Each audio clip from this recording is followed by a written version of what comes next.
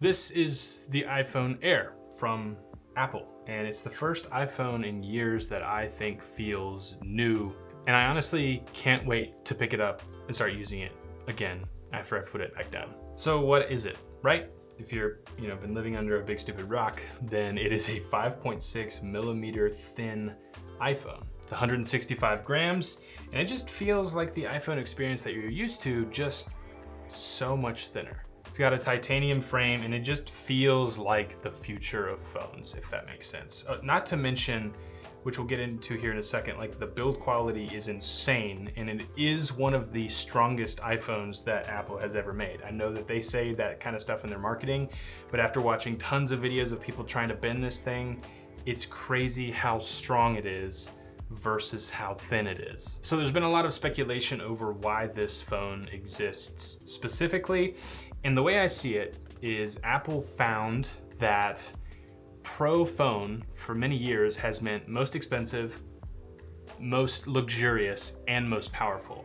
And I think they came to a crossroads where they said, let's start offering base model iPhone, and then depending on what matters more to you, form or function. I've heard so many reviewers using form and function, which we've been using on this channel for a while, which kind of makes me sad because I was kind of owning that, but it kind of makes me happy that more people are paying attention to that. Even Apple used form and function a lot in sort of the interviews and stuff that they did around this phone. Base model iPhone 17, then depending on if you like form better, you go the Air. If you like function better, you go the Pro. And that's not to say this doesn't have a lot of good function to it. It just depends on the type of functionality you want out of your phone. And honestly, that balance is what makes this my favorite phone this year, and the one that I'm going to be daily driving. But the real question is this: do the pros outweigh the cons when it comes to this phone? Apple had to cut a lot of, I wouldn't say cut a lot of corners, but definitely make a lot of compromises to get a phone this thin and affordable. So we're gonna dive into that and see by the end of this video if I think that it's worth it. So as always, let's start with the form. Subjectively, and I think a lot of people do, this is one of the prettiest iPhones that Apple has ever made.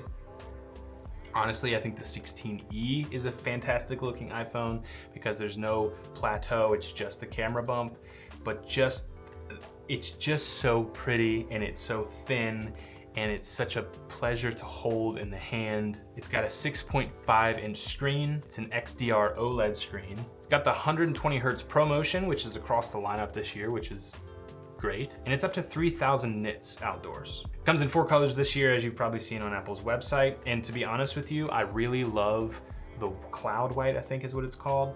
Whenever I buy a white phone, I end up in like 3-6 months regretting it and wishing I had gotten like the dark color. So I'm actually gonna trade this in for the space black. And a thought I had when considering this was, I feel like, if you wear black clothing, if you have a black car, things that are in black usually look slimmer or thinner than they really are. So I'm wondering how thin the black version of this already unbelievably thin iPhone is gonna look. I did wanna talk about like the form of the accessories here, because as we'll get into the functionality of the battery is like far greater than I thought it was gonna be. We'll get into that in a second, but I did go ahead and pick up the battery pack just so I could have that experience. And when I was doing my unboxing video, I mentioned that the old battery pack had this little light indicator, and I was sad that this one didn't have that. But if you'll notice, if I plop it on here, it actually has it. It just kind of shines through the back of the battery pack. It's not there when you don't need it, it's there when you need it. Fantastic, very Apple of them with this battery pack here.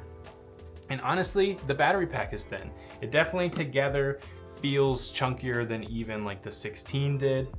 But honestly, like I said, I don't know that I've even really used or needed this, which again, we'll get to here in a second. Let's talk about the bumper case, because this was exciting to a lot of people, and I've heard in other reviews people mention that this adds an element of grip to the phone. This is so slippery. This is not grippy. This, because of like the metal here, is much more sticky to your hand than this is. So when thinking about a bumper case, great, your corners are protected, but the problem with the bumper case is it doesn't actually cover the camera bump. So what's happening here is, in my opinion, when you put it on, yes, you can see the back of the phone, but it feels thicker in hand because the bumper is thicker. It's easier to drop because it's more slippery, and your camera isn't protected. So it's kind of like more of a hindrance to use this than not. So cool idea. I won't be picking up the black one for the Black Air. I've actually really just been preferring either this case from Apple, which I like that they went with this like frosted back look. I think that looks really nice. It's still incredibly thin and it just makes it a little bit more grippy too with like that's, you know, if you've ever had one of these cases, it's the same type of case situation going on here. The big thing here is this will like pick up crumbs and stuff and you'll start to see that under there, which will bother me. But a lot of times when I don't need a case on, I'm using it like this just to get that full experience. The closest thing to the phone being naked has been this case from Pugh. They sent this over for us to check out. We'll be doing some shorts for these products in a bit, but it does fully protect the camera bump there. And it's weird because of how this case was designed. It almost feels like the phone doesn't have the camera bump. This just has a bump in order to protect the cameras. So I don't know, it's very thin, very light. These are actually pretty smooth, but obviously sharper than anything on the phone itself. So just something to keep in mind there. And one thing I actually do like, and I'll actually talk about this more in the Pro video, is when I hold a phone, I put my pinky right there. And a lot of these cases are actually sharp right there when you're holding that. So I'll talk about that more later. The thing I like about these is that's actually open, so that doesn't happen, and this is actually open right there too, so that doesn't happen as well. But this is incredibly thin. It's definitely a different vibe. If you've never held this like aramid fiber kind of case before, it takes a little bit of getting used to, but incredibly thin. It adds, you know, protection to the corners, the camera bump. It sort of does its job in a light way there. So thanks to Pugh for sending that out. That's kind of the accessories I've been thinking about. I don't want a lanyard. I always throw my phone in my pocket, so I wasn't really interested in that kind of thing. Smart for Apple though, because now their phones aren't hidden in people's pockets. They're hanging off people's bodies, which is free marketing for them. So props to them for that. All right, let's move on to the function section of this video. And we've got to start with the big ones. So battery life, I actually watched a video which I'll try to find and link down in the description, where a guy ran this phone next to the 16 Pro and basically did this whole screen on test. He had them watching videos, he had them replying to messages, I think making phone calls, like scrolling social media, all sorts of stuff side by side. And the 16 Pro outlasted the iPhone Air by like 4 minutes of screen on time. Like they died within, it could be more, maybe like 10 minutes, maybe 7, I don't remember. But like this battery life is surprisingly good, you know, understanding how thin this phone is and how strange it was that Apple launched this right after saying this has great battery life. I feel like they should have just shadow dropped this as an accessory instead of like being like, this battery life is actually incredible. By the way, here's a battery pack if you need it. That was strange. And this is actually lasting a lot longer than I thought. I have multiple chargers around my house. I have them here at the studio. I have them in my new car. So like running out of battery isn't a huge concern for me, even like using like a 13 mini if I needed to. So that's not a huge thing. For a lot of people, it does matter, and I think it's comforting to know that this rivals the 16 Pro. However, if you're someone who was like wishing you had more with the 16 Pro, don't go this route for battery life. Go the Pro model, which isn't something I'm gonna say a lot with these videos as a sneak peek, but battery life has been surprisingly good. Next would be the speakers. So I was sad to find out that this doesn't have stereo speakers. Only the top where you make phone calls and stuff has a loudspeaker that plays through. I had reviewed a CMF phone in the past and didn't love that there was not stereo. I immediately realized it.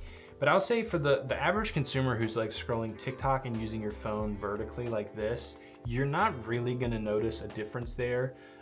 If you're watching YouTube videos a lot, you will notice that. Now, the test for me, like I had one test and it was, I watch a lot of YouTube videos in the shower, and I put my phone up like on this like towel bar thing and watch them while I'm showering. And I was like, is this gonna be loud enough to play over the sound of the shower? And surprisingly, it was plenty loud. Obviously more tinny, not as full of a sound, but if I'm watching YouTube videos, not watching like feature films on here, that doesn't really matter to me, to be honest. I do wish it had the 2 speakers here, but obviously it makes a lot of sense. Most of here down in the phone is battery. They didn't really have room for that, I guess. So that's kind of a bummer, but it's honestly loud enough for what I use it for. And honestly, there's something interesting about when you're on speakerphone. I always used to do speakerphone like this because you would hear and talk. Now it's more of like a this situation, almost like you're on the phone, but you know, just holding it like this. So I don't know, it's a different experience, but I don't really mind it, to be honest. This has the A19 Pro chip in it, which is the same chip as the iPhone 17 Pro. So that was very interesting to me as well. I thought this would definitely have like the base chip. So in terms of performance, I've had no issues running iOS 26 on here. No hiccups, no anything. It's been great. Let's talk about the camera. That's another big thing for a lot of people. I came from the 16 Pro with 3 cameras. I probably use the main camera on that phone 90% of the time. I probably use the ultra wide on that camera 5% of the time, maybe. And then use the telephoto for the other 5%. I don't know, math is stupid. What I'm trying to say here is it's gonna take some getting used to having the single camera. And there have been times where like I'm sitting across the room from my kids and I wanna zoom and it only goes to 2 times. And I'm like, that kind of stinks. But at the same time, like, I don't know, I don't mind a little bit slightly blurry picture. So if I zoom in with like the, not optical zoom, but the digital zoom to like 5 times, like it's not gonna ruin the day. And with the post-processing, it's fine. I don't use these phones for pro features. I use nice cameras for stuff around the YouTube channel. I rarely even use my 16 Pro to take like product photos for Instagram. So I'm usually shooting food or something funny I saw to send to my friends or my kids, or videoing them and sending it to family and friends. So like, this is plenty for me, and I would assume for the average consumer who isn't even like a YouTuber or using these devices professionally, this is gonna be more than enough. So yeah, I don't know, camera's great. And with what they're doing with this post-processing stuff and the cropping in on the sensor and all that kind of stuff, I don't know, they're doing it really well.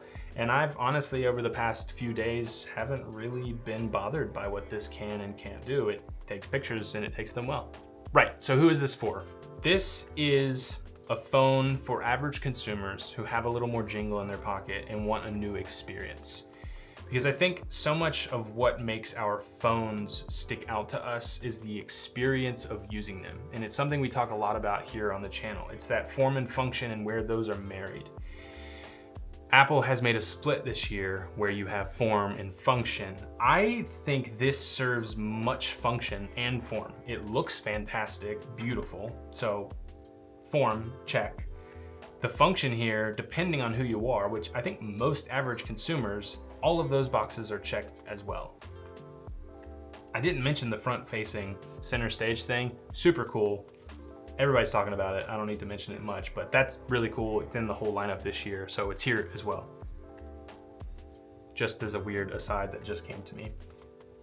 If you've got a little more jingle in your pocket, battery wasn't hurting you with your previous phone, then this is the phone this year. Like, this is so exciting to me.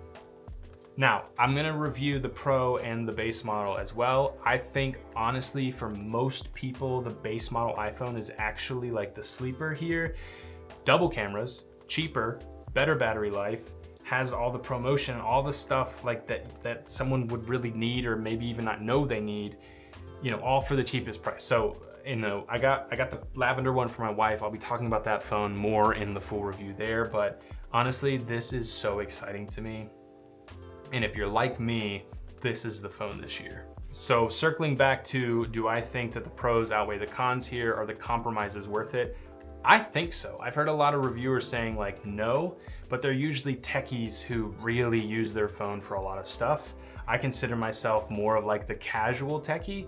So I don't know. I think the thinness, a great camera, great battery life, probably not great battery life, but good battery life, like a beautiful screen, the A19 chip, like this phone is fantastic and I'm so excited to use it. I'm excited to try out the black model when that comes in a couple days here to the studio.